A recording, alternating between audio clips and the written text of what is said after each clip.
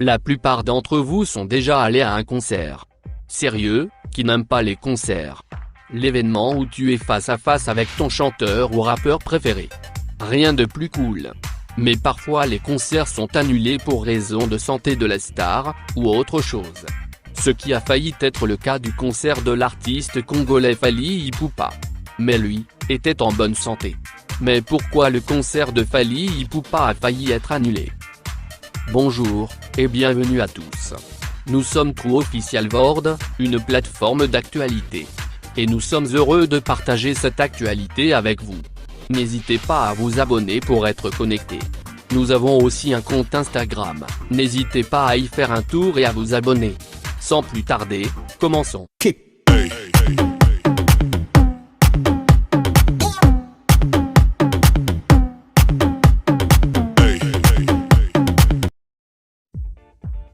Fally est un artiste musicien congolais, chanteur, compositeur, danseur, interprète et producteur.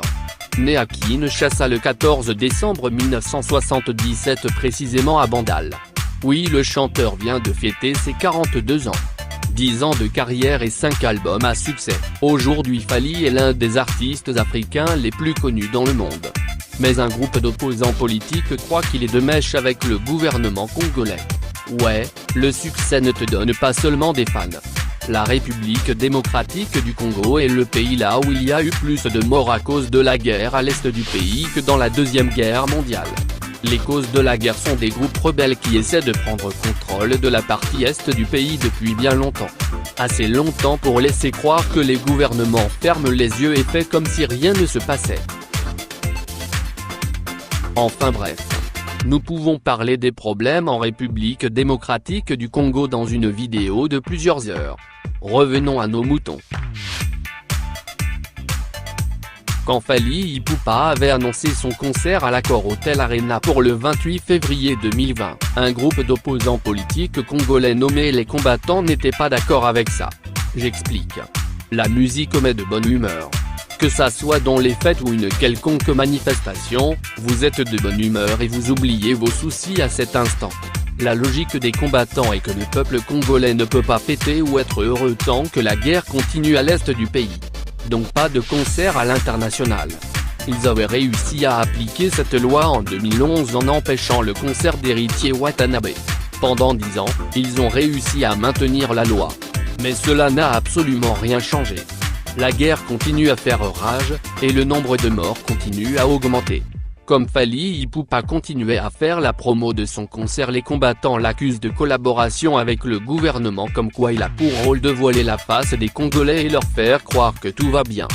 Ce qui n'a aucun fondement puisque Fally a déjà fait des chansons contre la guerre, et a créé une fondation pour venir en aide aux enfants et aux femmes qui subissent les conséquences de la guerre. Donc après des longues semaines de suspense, le concert a bel et bien eu lieu et c'était un franc succès. Mais les combattants ont réagi de la manière la plus stupide qu'il soit, en brûlant des scooters, des voitures, et poubelles. Tout près de la gare de France à Paris.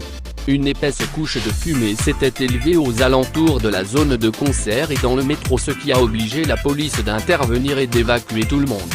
Plus de 60 interpellations enregistrées, mais pas de blessés suite à cette violence. Nous espérons juste que leur sanction ne sera pas trop cruelle ou ne fera pas souffrir des innocents. À Skip, la communauté congolaise en France.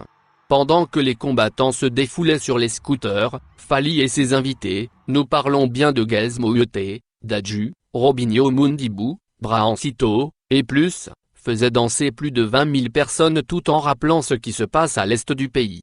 Comme le disent la RFI et France 24, l'aigle a survolé Bercy.